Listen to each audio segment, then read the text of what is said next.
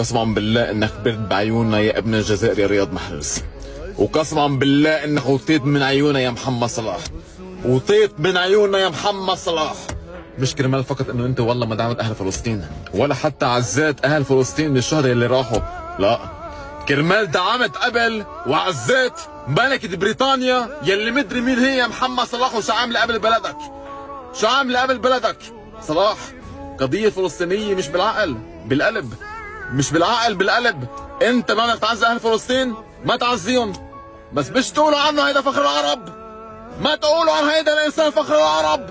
ولك الله بقول انك تعزي ملكة بريطانيا وتترك اهالي الشهداء اللي ماتوا، ولك اطفال ونساء وكبار بالعمر، ولك مش موجودين، لك مش موجودين على الخريطة. طلع قدامك غزة كيف، ولك مطفية غزة كله عم بموت، وانت اخذ لك ملكة بريطانيا، جيب لك شجرة كريسماس عندك على البيت، روح على الهالوين انت واولادك وعائلتك. ولك محمد صلاح عندك 24 ساعة بدك تنزل عندك حاليا عن فلسطين، والا اهل العرب مش مسامحينك، والله العظيم مش مسامحينك.